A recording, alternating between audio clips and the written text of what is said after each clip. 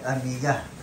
Good afternoon kung nasaan man kayo at magandang gabi kung kayo ay wala dito sa Middle East.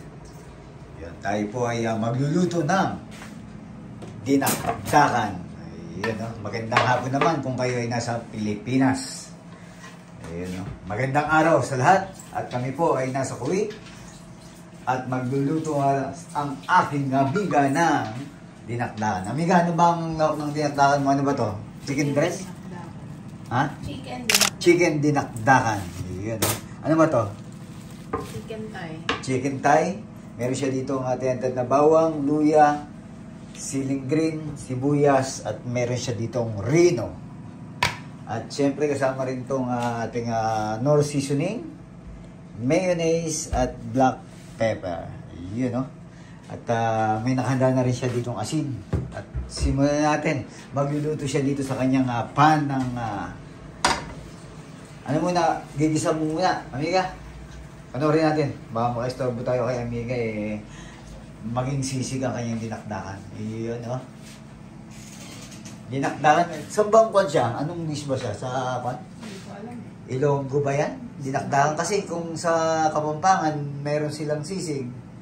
Siguro sa Ilonggo to pasensya na kung hindi ko po alam kung saan nga ba ang dinakdakan. Pero ang alam ko parang sa Ilonggo ata to. Itong dinakdakan, ito yung version nila ng sisig eh. At ayan, yung chicken tayo ni amiga. At parang ipa-fried mo muna to amiga, no? Sa iba, yung dinakdakan, inihaw. Pero kay amiga, ang gagawin niya, ipa-fry niya lang to. Pero, wala lang, no? Parang 50-50 lang, no? 50-50? Ibig sabihin, hindi ganun kaprito. Gagawin ni amiga dyan, parang kung lang, half-half lang. Half cook. Hindi, no? Hindi, luto pa rin. Luto pa rin. Okay. Hindi ko yung parang matigas na luto. Itong chicken tayo ng amiga, binili namin siyang boneless. Kaya madali na yan. Dito sa Kuwait meron ganyan boneless chicken. Pero ang alam ko, nasa 2.5 kilos siya, 3 kg. Tama amiga, 3 kg, 2.5 kilos. Boneless, naka-boneless chicken na kayo. Ito yung ginagawa namin ng amiga na barbecue. Yan, pag mag-bibigol express siya. Ito yung gusto namin part, yung Thai part, malambot to, boneless na. Kaya mabibili niya sa Kabayan or Ambassador meron. At ito na, ang ating excited na ako na naman. Siyempre, pagkakainan, excited si Don Guidote.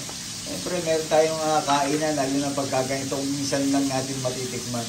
At siyempre, kailangan nito, kailangan effort at saka siyempre, may time kayo at hindi nagmamadali. Si amiga, hindi nagmamadali yan kasi walang pasok, kaya naisipan ni amiga magdinakdakan tayo. Yun, no? Iba yung dinakdakan sa dinadakdakan. Ha? Amiga, tama? Yung dinadakdakan. Ito yung yung iba, dinadakdakan masalita. Yun, dinadakdakan. Pinagsasabihan. Yung sa Tagalog, pinagsasabihan. Ito naman kay amiga, dinakdakan. Chicken dinakdakan. Galan mo ba yung iyong ako? Kalahati lang siya. Kalahati lang daw. Yun, no? Ang kagandahan dito sa Thai part na to, hindi bili namin. Malambot talaga to. At hindi na mag-e-effort si amiga na tanggalin pa rin dito. Rekta na siya. Gumagawa siya ng sauce. At ano ba, amiga naman ginagawa mo na? Yan pa rin. Mayonnaise tsaka rino. Saka black pepper na yan. Black pepper. Yun. At saka nalagyan niya ng asin. Yun. Asin. Isyan na lang natin siya. Natin mga bago tayo magdagdag ng asin. Yan yung pinaka sauce ng dinakdakan mo. Oo, nakalimutan ko yung asin. Ay, yung lemon. Wait lang. Ayan. Bali, ang kulang naman dito, lemon. Oh, pwedeng vinegar. Yun. Pwede rin daw vinegar sa amiga.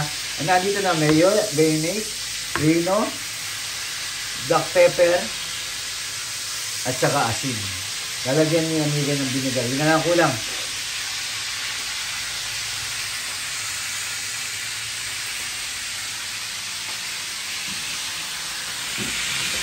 Ulitin ko, sa iba po, iihaw to, pero sa amin, ginawa ng amiga, ipinipilito niya, para mas mabilis.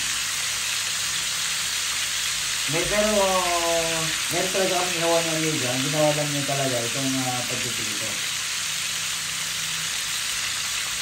At ito na nga, nilagyan ni amiga ng lemon. Pwede rin vinegar. Ganda rin daw bibigay sa ng aking amiga. At ito, lalagyan mo sa inyo ito, hindi. Oo. Lalagyan niya daw ng oo. May kasamang oo ang ating Mamaya ako sauce. nalagay pag direct pa naman. Okay. Para siya lang magbibigay ng Baka kasi maalat, tatansayin mo na natin. yun, no?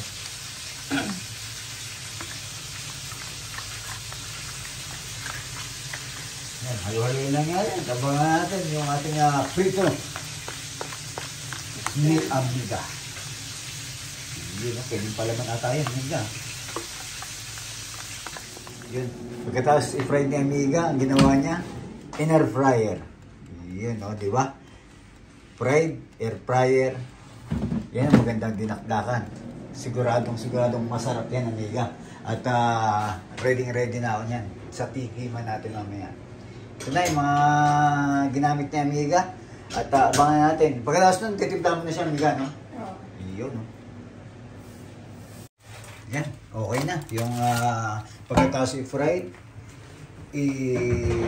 na-fryer, ngayon, luto na ang gagawin dinakdakan ng aking amiga asawa. Tingnan natin.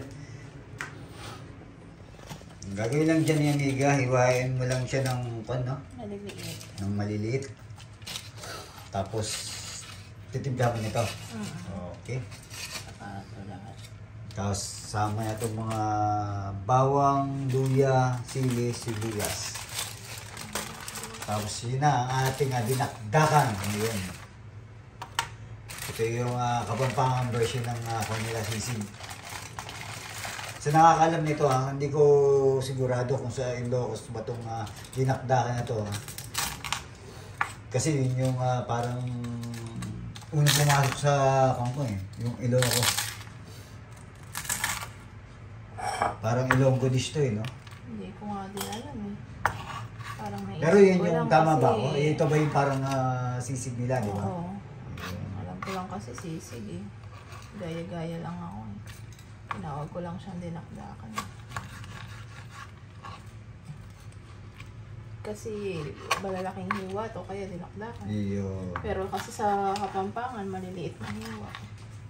Dahil nasa Kuwait tayo, Pwede rin naman lang kasi itong sisig, pareho lang. yun, dahil nga nasa Kuwait tayo, ito yung version ni amiga ng dinakdakan. Iyo. Pwede. Dakdakan kita dyan. Iyo. Dinakdakan. O dadakdakan. Yun. Yun na. Ang ating kontayan natin yung timplahan ni amiga at siguradong kainan na ito. Maya. At sama kayo sa amin sa aming pagkain ngayon. Yun na. Ang ating dinakdakan at titimplahan ni amiga. Ginayat niya ng maliliit at maninipis. Manipis ba? Tama ba, amiga? Basta ginayat, hiniwa. Okay na yan. Pagkain naman namin ni amiga yan at hindi naman ibebenta. Kahit anong hiwa na sabi ni amiga at sama-sama na. Halo-halo na ang ating ingredients. At ang ginawang sauce ni amiga. Yan ang ating dinakdahang amiga. Diba? Ayos na. Kulong na lang ng black label nito. Pero imbis na black label ang gagawin natin, black coffee lang. Yun o. Yan na ang dinakdakan ni amiga. Dinakdakan sa Kuwait. At panalo yan. No? Amitin natin mga amigo at amiga. Lalo na yung makinginom dyan. No? Ano ang naiisip nyo pag nakikita nyo itong dinakdakan at saka sisig? Siyempre, pulutan. Yan ang masarap dyan. Pero sa amin ni Amiga, May siyempre, ulam sa kanin. iuulam namin to. Ayan. Ayan natin. Pero yung mga nanonood sa amin, ha? Baka kung naisipin nyo uminom na kayo. Ngayon na, nauna. Habang kami ay kumakain, pulutanin nyo ang aming dinakdakan ni Amiga. At sigurado naman iba naman tong ginawa ni Amiga ngayon sa Kuwait. Yan na, di ba? Kung may siling labuyo, kasi no. Kung may siling labuyo kayo, kung may liki sa manghang, ang hangan nyo hanggang kaya nyo. Wala lang available na siling labuyo sa rep. Kaya green lang na kanyan, na pansigang yung ginawa ng aking aming asawa. Yan, Dapat baka natin yung maganda kasi pagaluhin labuyo tsaka sinigang. Okay, tayo tikiman. Excited na ako. Yun, so, dito na nga tayo. Tapos yung ginagawa ng aking amigang dinakdakan. Yun, ito yung kumbaga parang pwedeng ulam, pwedeng pulutan. Pero yung iba, mas gusto pulutan. So, mga nagtataka sa channel namin ng aking amiga kung kayo bago pa lang, bakit kami nasa loob ng kwarto, amiga. Kami po ay isang OFW, kalimitan po ng mga OFW, relate kayo dito, sa kwarto po kumakain. Pero may lamesa po kami sa labas, pero mas gusto po namin dito ni amiga para habang kumakain, ng TV, tsaka relax. Kasi ngayon ay araw ng walang pasok, kaya si amiga na gumawa ng dinakdakan. Kaya tikman natin to mga amigo at amiga. Itong gusto ko eh. Yung tigiman na to. At ito nga yung chicken thigh ni amiga. Meron tayo dito hot sauce. Tsaka no seasoning. At saka may natira pang sauce na ginawa si amiga dito sa kanyang dinakdakan. Si amiga, kung makikita nyo may itlog yan. Yung kay amiga. Si amiga lang ang merong itlog. Kasi yan yung tira namin kanina umaga. Nag-breakfast kasi kami ni amiga eh. Ito na. Tignan natin. Ito yung dinakdakan. Amiga, habang tinitigman ito, paliwanag mo. Anong Paano mo ginawa ito at paano ko nakapunta ng Kuwait? Ito ang mga pangarap mo sa buhay. Hindi, ito dinakdakan. Mas masarap to pagka inihaw talaga. Kung may chance sila or ano silang mag-ihaw, mas masarap inihaw. Tapos, timplahan lang ng ginger, garlic, onion, siling haba, tsaka labuyo. Pero ito kasi walang labuyo. Tapos, yung sauce natin, mayonnaise, ito, mayonnaise, Rino, pwede rin na yung atay ng manok, tapos i-blend lang. Gawa sila ng sarili na lang. Pero para mas madali, syempre, Rino. Rino na lang. Kung nasa Middle East kayo, nagkakahirapan ng Rino, at lalo na kung nasa Kuwait kayo, walang Rino. Di Tiber Hindi chicken. ko na lang, ikuha nyo. Tawag nyo, blend nyo na lang. Ito nga, tikman natin, Miga. Tapos Unang salt and subo. pepper. Ayun, salt and pepper. Saka syempre, meron nor seasoning at ano. Tikman na natin to. Amoy muna. Amoy... Ganito yung amoy ko nung manginginom pa ako amoy pulutan. Ngayon, amoy ulam Amoy na siya. sisig. Amoy sisig. Ito na. Ang sarap. Parang gusto ko ng... Waiter, isang round pa. Isang bucket. Yun Pero ito, walang bucket. Puro sarap. Wala ka na kailangan tanungin. Wala ka na kailangan hanapin. Only rice na lang. Rice na lang. Waiter, rice pa nga. Ayun. Sarap. Nagluluto yung lutong-luto niya kasi doon sa sibuyas di ba? Tsaka yung balat ng chicken siguro. Balat ng chicken, parang taba ng baboy na nagkun sa akin Naisip mo lang baboy yan Lalo Mas na masarap baboy, siguro sarap to. yung baboy. Sarap. Gawin din natin ito sa Pinas. Tabangan nyo yung ating malanyo, di ba? Makauwi tayo. Ang problema kasi ng OFW, lahat ng OFW gusto umuwi niyan. Ang problema lang, walang pera. Kaya, malay nyo, di ba? Suwertehin tayo. Santikin pa kami, ka? Lagyan natin kaya.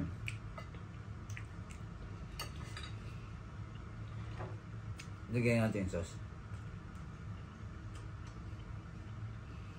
Lagyan natin hot sauce.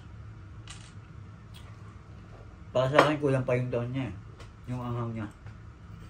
Pwede mo lagyan ng chili. Ay, may hot sauce. Total, may ka pa. ikon ako. May hot sauce ako dito. At saka yung Powder. chili powder. Sarap. Alam kung gutom na si Miga. Miga, Tapusin mo na yung video mo. tapusin mo na at paalam ka na. Ikaw na magpaalam. Nandiyan ka na eh. Ingat po at respeto sa bawat isa. Sarap ng dinakdakan ni Amiga. Solid to. Quality. Diretso ko na to, Amiga.